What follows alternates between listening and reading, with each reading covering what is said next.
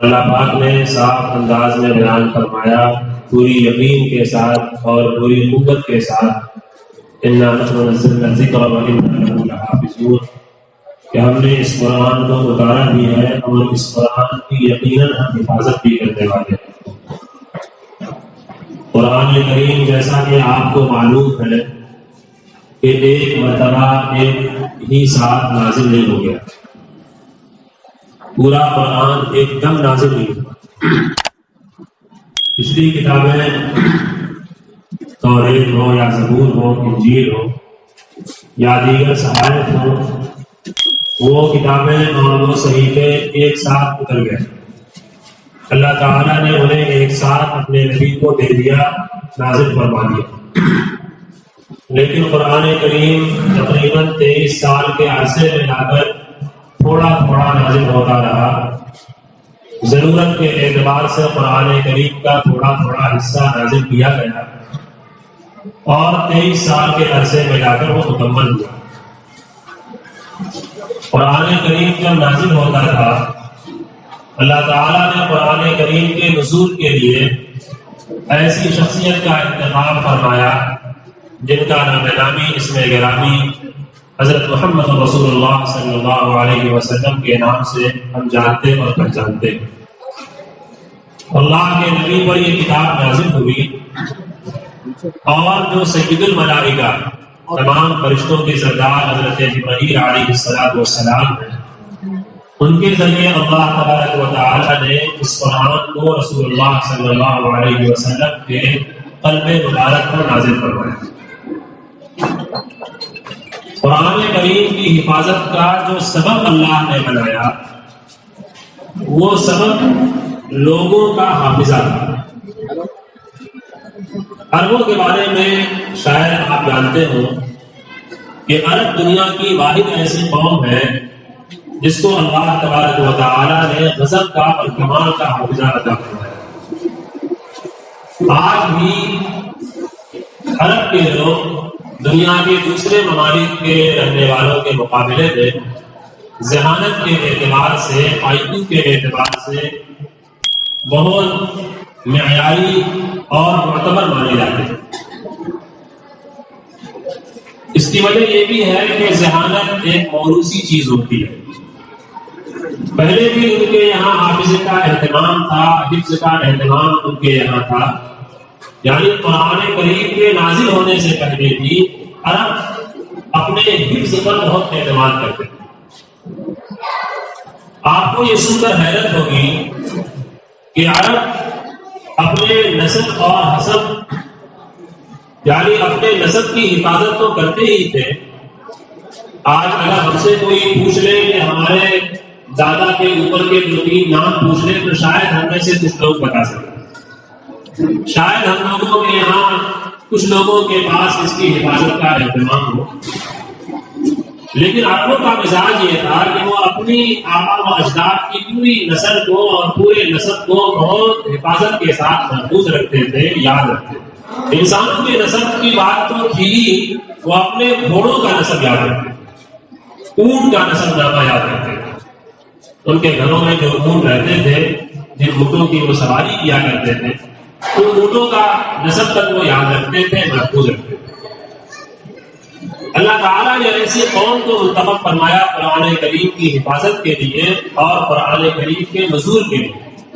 اللہ کے نبی علیہ السلام پر قرآن نازل ہوتا تھا۔ اللہ کے نبی صلی اللہ علیہ وسلم بھی اس قرآن کو جلد از جلد یاد کرنے کے لیے قرآن کو بار بار پڑھنا شروع کرتے تھے۔ کہیں ایسا نہ ہو کہ قرآن کریم کا وہ حصہ ذہن سے نکل جائے۔ حضرت جبرائیل علیہ السلام قرآن آپ پر لے کر آتے تھے، قرآن کا وہ حصہ لے کر آتے تھے۔ اللہ کے نبی علیہ السلام اس کو بار بار جلد پڑھنے کے لیے اپنی زبان کو حل کرتے تھے۔ بار بار جلدی جلدی پڑھنے میں جو آپ کو زحمت ہوتی تھی، اس زحمت سے بچانے کے لیے اور آپ کی تسلی کے لیے قرآن کریم کی ایک آیت نازل ہوئی، اے نبی لا تحرک به لسانک لتعجل به ان علینا جمعه وقرآنه فإذا قرأناه فاتبع قرآنه ثم ان علینا بیانه۔ اے نبی آپ جلدی جلدی اپنی زبان کو حرکت کر دیجیے، پریشان مت ہو جائیے میرے حبیب، یہ ہماری ذمہ داری ہے قرآن کا جمع بھی کرنا اور قرآن کو پھر آپ سے پڑھوانا، پھر اس قرآن کو لوگوں کے سامنے بیان کرنا، یہ میری ذمہ داری ہے۔ میں آپ کے اندر وہ کمال پیدا کر دوں گا کہ جس کے ذریعے آپ قرآن کو محفوظ بھی کر لیں گے اور پھر قرآن کے مفہوم اور معانی کو اس کے الفاظ کی صحت کے ساتھ آپ لوگوں کے سامنے بیان کرنے پر بھی قادر ہوں۔ تو اس سے یہ بات واضح ہو گئی کہ قرآن کی حفاظت نبی کریم علیہ السلام کے حفظ کے ذریعے سب سے پہلے اللہ نے وعدہ کر لیا۔ اللہ تعالیٰ نے یہ وعدہ فرما لیا کہ اے نبی آپ کے سینے میں ہم اس کلام ربانی کو، اس کلام الہی کو محفوظ کروائیں گے۔ ہماری ذمہ داری ہے، آپ پریشان مت ہوئیے۔ بہرحال اللہ کے نبی علیہ السلام پر حضرت جبرائیل قرآن مقدس کا وہ حصہ لے کر آتے تھے اور آپ کے سامنے تلاوت کرتے تھے اور اللہ کے نبی اس کو یاد کر لیتے تھے، محفوظ کر لیتے تھے اور پھر اس کے بعد آپ صحابہ کرام کے سامنے اس کو بیان کرتے تھے۔ صحابہ کرام جن کا مذہب کا حافظہ تھا، کمال کا حافظہ تھا۔ حدیث حضرت ابو ہریرہ رضی اللہ تعالیٰ عنہ ایک مرتبہ اللہ کے رسول علیہ السلام سے گزارش کی، اللہ کے رسول میرے لیے دعا فرما دیجیے کہ میں آپ کی جو باتیں سنوں میں اسے بھول نہ جاؤں۔ اللہ کے نبی نے حضرت ابو ہریرہ رضی اللہ تعالیٰ عنہ کے لیے دعا فرمائی اور ان کے سینے پر آپ نے دم فرمایا۔ اس کی برکت یہ ہوئی کہ حضرت ابو ہریرہ فرماتے ہیں کہ ماں نسیت قط بعد، کہتے ہیں کہ میں اس کے بعد کوئی چیز میں نے بھولا نہیں، میں کوئی چیز اس کے بعد فراموش نہیں کیا۔ اور ویسے بھی صحابہ کرام کا حافظہ قدرتی طور پر اس قدر مضبوط تھا، اس قدر باکمال حافظہ تھا، جیسا کہ ہم نے بتایا کہ جب وہ اپنے اپنے نسب کو نہیں بھولتے تھے، اپنے اونٹوں کی پوری جو ہے اس کے نسب کو یاد رکھتے تھے، تو جس قرآن سے ان کو ایک عجیب عشق تھا، ایک عجب محبت ان کو قرآن سے تھی،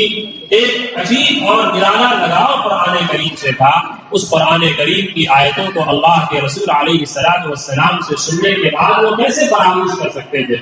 چنانچہ صحابہ قرآن کو اللہ کے رسول سے سنتے تھے اور یاد کرتے تھے، بار بار پڑھتے تھے۔ روایتوں کے اندر آتا ہے کہ بسا اوقات مسجد کے اندر اس قدر بار بار ہر ایک قرآن کریم کی تلاوت کرتا تھا، پڑھتا تھا، اور بہت سے لوگوں کے پڑھنے کی وجہ سے ایک شور جیسا مسجد نبوی میں ہونے لگا۔ اللہ کے نبی علیہ السلام کو تاکید کرنی پڑی کہ دیکھو قرآن آہستہ پڑھا کرو اور ہلکی آواز میں پڑھو تاکہ دوسروں کو اس سے اشتباہ نہ پیدا ہو جائے اور شبہ نہ لگ جائے دوسرے کو، لہٰذا تم لوگ قرآن پاک آہستہ پڑھائیں۔ صحابہ کرام رضوان اللہ علیہم اجمعین کے گھروں میں سحر کے وقت میں جب صحابہ کرام فجر کی نماز کے لیے نکلتے تھے تو گھروں میں مستورات قرآن کریم کی تلاوت کرتی تھی۔ فجر سے پہلے تہجد کے وقت میں قرآن کے سننے کی آوازیں آیا کرتی تھی۔ ہمارے معاشرے میں بھی میں نے اپنے بزرگوں سے، اپنے بڑوں سے سنا ہے کہ آپ کے اس شہر میں بھی لوگ نور چلاتے ہوئے قرآن کی تلاوت کرتے تھے، اور جب فجر کی نماز میں لوگ راستوں سے گزرتے تھے تو قرآن کی آیت کی تلاوت کی آوازیں آیا کرتی تھی۔ آج وہ ماحول کہاں چلا گیا؟ قرآن کریم سے وہ لگاؤ، وہ عشق جو ہونا چاہیے وہ کمزور پڑتا چلا گیا، جس کی وجہ سے یہ آفتیں اور یہ بلائیں، یہ مصیبتیں ہمارے سامنے نظر آ رہی ہیں۔ اللہ کے نبی علیہ السلام سے صحابہ کرام نے قرآن کو سیکھا، اسے یاد کیا، اور تقریباً ایک بہت بڑی تعداد پورے قرآن کے حفاظ کی رسول اللہ صلی اللہ علیہ وسلم کے زمانے میں پیدا ہو۔ اور آپ سوچئے بیر معونہ کا جو واقعہ پیش آیا تھا، بیر معونہ کے جنگ میں تقریباً جو ہے 70 یا 80 صحابہ کرام، اور بعض ایک روایت میں 40 کا عدد آتا ہے، ایک روایت میں 70 یا 80 صحابہ کرام اس ایک جنگ میں شہید ہو گئے، اور وہ سب کے سب قرآن پاک کے حافظ تھے، سب کے سب قرآن پاک کے قاری تھے۔ ایسے اتنی بڑی تعداد میں صحابہ، اور جو کبار صحابہ ہیں جن میں خلفائے راشدین ابوبکر صدیق، عمر فاروق، عثمان غنی، حضرت علی، زید بن ثابت، معاذ بن جبل، حضرت ابو ہریرہ، حضرت حذیفہ، اور اس طرح کے بے شمار جو مشہور صحابہ کرام ہیں، یہ تقریباً سب کے سب قرآن کریم کے مکمل حافظ ہیں۔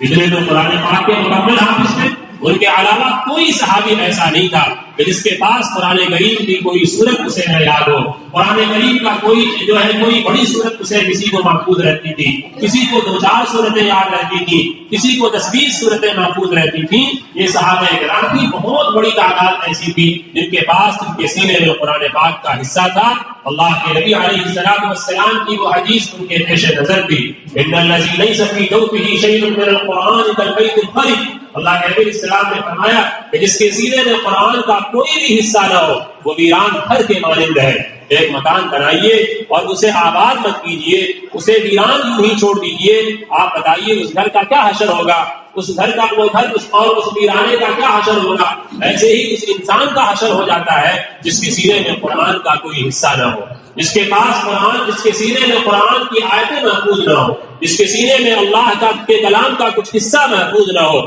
اسے یہ سمجھنا چاہیے کہ میں اس ویران گھر کے مانند ہوں جس میں کیڑے مکوڑے بھی آ جائیں گے اور جس میں طرح طرح کی جو ہے وحشی درندے بھی پیدا ہو سکتے ہیں اور اس میں جنات بھی پناہ لے سکتے ہیں، اور اس گھر کا حال کیا ہو سکتا ہے ہم اندازہ لگا سکتے ہیں. لیکن میرے بزرگوں اور دوستوں، میں یہاں رک کر آپ کے سامنے ایک بات بتانا چاہتا ہوں. ہو سکتا ہے کہ لوگ یہ شکوک و شبہات پیدا کریں اور اس وقت بہت بڑے انداز سے، آج سے نہیں ایک زمانے سے اسلام کے خلاف اور مسلمانوں کی تعلیمات کے خلاف، اور جو مسلمانوں کا علمی اور دینی سرمایہ ہے قرآن کریم، قرآن مقدس اور اللہ کے رسول علیہ السلام کی حدیث مبارک،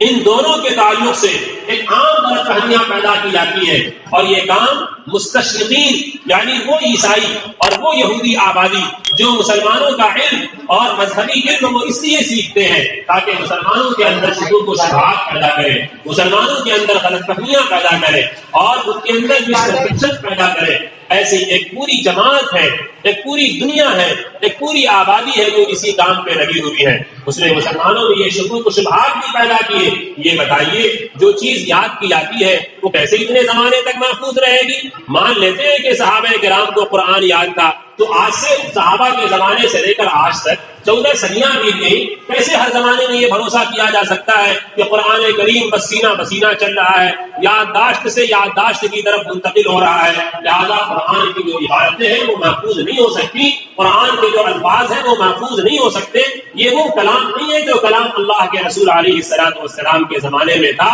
اس کے اندر بہت ساری تبدیلیاں ہو چکی ہیں. اس طرح کے شکوک و شبہات لوگوں کے اندر وہ پیدا کرتے ہیں. لہٰذا ہمیں کتنا بھی جان لینا چاہیے، یہ بھی ہمیں معلوم کرنا چاہیے اور اس جو ہے مسئلے سے بھی ہمیں واقف ہونا چاہیے جو ایک تاریخی حقیقت ہے، اور اس تاریخی حقیقت سے ہر مسلمان کو آشنا ہونا چاہیے کہ قرآن کی حفاظت کا مدار اللہ تبارک و تعالیٰ نے صرف صحابہ کرام کے سینوں ہی کو نہیں بنایا، یعنی صرف دنیا کے اندر حفظ کے ذریعے ہی قرآن کو اللہ نے محفوظ نہیں فرمایا. یقیناً یہ ہمارا دعویٰ ہے اور اس لیے دعویٰ ہے کہ اللہ نے یہ دعویٰ کیا ہے کہ اگر قرآن کریم کو پوری دنیا کے سے حروف کو ختم کر دیا جائے، دنیا کے اندر قرآن کے جتنے بھی نسخے ہیں اور جتنی بھی قرآن کریم کی اس لکھی ہوئی کتاب کی شکل میں دنیا کے اندر کتابیں ہیں، ان تمام کو دنیا سے ختم کر دیا جائے، تب بھی دنیا کے اندر اتنے حفاظ ہیں، لاکھوں کی تعداد میں دنیا کے اندر حفاظ آپ کو مل جائیں گے. اور پوری دنیا کی آبادی کے اعتبار سے اندازہ لگایا جائے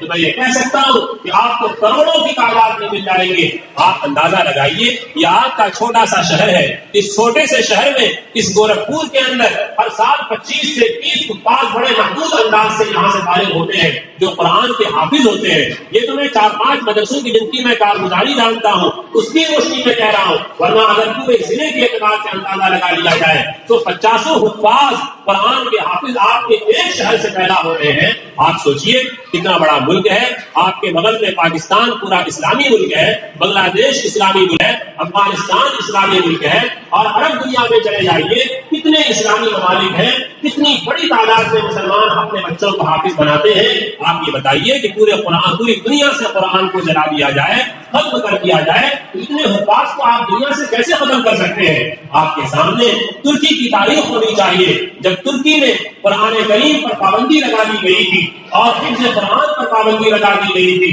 اللہ تبارک و تعالیٰ نے اپنے کلام کا عجیب معجزہ ترکی کی تاریخ میں دکھایا. جب کمال اتاترک نے مصطفیٰ کمال کے زمانے میں جب قرآن کریم پر پابندی لگی ہوئی تھی، شعار اسلام پر پابندی لگی ہوئی تھی، لوگوں نے قرآن کریم کی حفاظت جانتے کیسے کیا؟ انہوں نے جیلوں میں بیٹھ کر قرآن کریم کے حافظ بنائے، دکانوں پہ اپنے بچوں کو بھیجتے تھے اور حفاظ اور علماء اپنی دکان کھولا کرتے تھے، اور ایک بچہ سامان لینے کے بہانے آتا تھا اور سامان لینے کے بہانے دکان پہ کھڑا رہتا تھا، اور اسی درمیان وہ عالم دین، وہ حافظ قرآن سامان کو بیچنے کے بہانے اس کو قرآن کی ایک آیت حفظ کراتا تھا، ایک مسئلہ بتاتا تھا، قرآن کریم کے مسائل ان بچوں کو سکھا دیے جاتے تھے۔ ترکی کے مصطفیٰ کمال اتاترک کے زمانے کی ایک تاریخ یہ بھی ہے کہ لوگ اس زمانے میں جو ٹرین چلا کرتی تھی، ٹرین کے اندر پورے کے پورے جو ایک ایک چھوٹے چھوٹے ڈبے ٹرین کے اندر جو الگ الگ حصے ہوتے ہیں،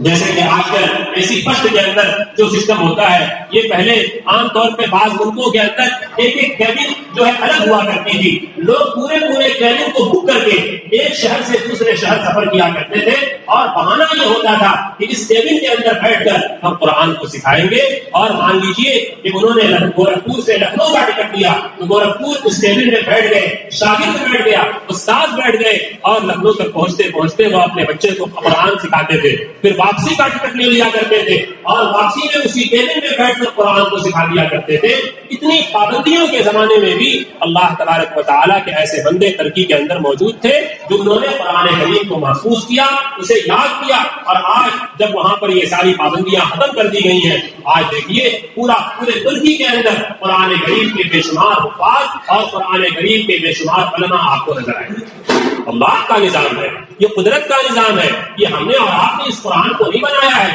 یہ کسی دنیا کے اچھے کسی رائٹر کی لکھی ہوئی کتاب نہیں ہے۔ دنیا کے لوگوں کی لکھی ہوئی کتابیں ختم ہو سکتی ہیں، بخاری مسلم شریف کی حدیث ہے، حدیث قدسی ہے، منزل علیک القرآن لا یغسلہ السماء، کہ اے نبی آپ پر میں ایسے قرآن کو اتارنے والا ہوں جس کو بارش کے پانی دھو نہیں سکتے، جو دنیا کے اندر حالات اور واقعات جیسے ہی پیدا ہوں اس سے جو ہے یہ قرآن ختم نہیں ہو جائے گا۔ اللہ تبارک و تعالیٰ اس قرآن کی حفاظت فرمائیں گے۔ لیکن میں اصل بات یہ بتانا چاہ رہا تھا کہ یقیناً قرآن کریم کی حفاظت کا اللہ نے ایک سبب حفظ قرآن کو بنایا ہے، لیکن اللہ کے نبی علیہ السلام کے زمانے ہی سے قرآن کریم کی کتابت یعنی تحریری انداز میں، ریٹن انداز میں اللہ تبارک و تعالیٰ نے انتظام فرمایا۔ آپ کو یہ نہیں معلوم حضور پاک علیہ السلام کے زمانے میں قرآن اتر رہا ہے، قرآن پاک نازل ہو رہا ہے، اللہ کے نبی صحابہ کرام کو بتاتے بھی ہیں، اور باقاعدہ قرآن کریم کے لکھنے پر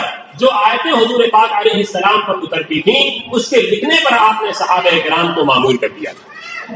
باقاعدہ صحابہ کرام کی ایک ٹیم تھی، اور وہ پوری ٹیم صحابہ کرام کی اس زمانے میں حضور پاک علیہ السلام کے زمانے میں قرآن کو لکھا کرتی تھی۔ یقیناً اس زمانے میں کاغذ کی وہ فراوانی اور کاغذ کی آسانیاں نہیں مہیا تھی، تو چوڑے پر قرآن کو لکھا جاتا تھا، پتھروں پہ قرآن کو لکھا جاتا تھا، اور ہڈیوں پہ قرآن کو لکھا جاتا تھا، پتوں پہ قرآن کو لکھا جاتا تھا، اور اس طرح سے قرآن کریم کی حفاظت کی جاتی تھی۔ حضور پاک علیہ السلام کے زمانے میں جو لکھنے والوں کی ٹیم تھی، کتابوں میں آتا ہے، تاریخ کی کتابوں میں 40 افراد کی ٹیم حضور پاک علیہ السلام کے زمانے میں تھی، اور ان میں مشہور جو کاتبین وحی تھے وہ خلفائے راشدین کے علاوہ حضرت ابی بن کعب تھے، زید بن ثابت تھے، حضرت امیر معاویہ تھے، یہ وہ تمام صحابہ کرام جو مشہور صحابہ ہیں جو اللہ کے نبی علیہ السلام کے زمانے میں قرآن کریم کے لکھنے کے لیے مأمور کیے گئے تھے۔ اور ایسے نہیں لکھا جاتا تھا، حدیث کے اندر اس کی وضاحت ہے،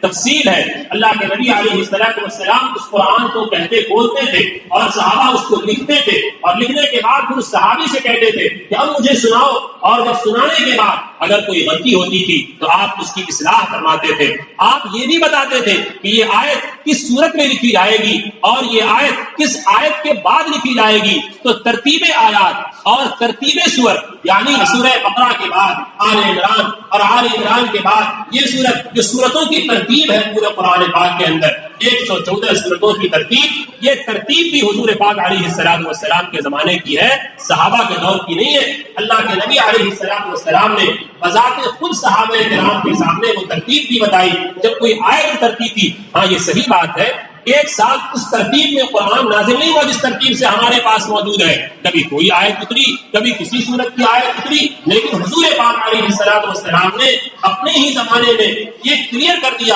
کہ دیکھو اس آیت کو اس آیت کے بعد لکھو، اس آیت کو اس آیت کے بعد لکھو، اس صورت کو اس صورت کے بعد لکھو. یہ پوری تفصیلات نبی کریم علیہ السلام نے اپنے زمانے میں صحابہ کرام کو دے دی تھی. اور کاتبین وحی یعنی وحی کو لکھنے پر صحابہ کرام کی ایک مضبوط ٹیم متعین کی گئی تھی جو قرآن کریم کو لکھنے کا کام کیا کرتے تھے.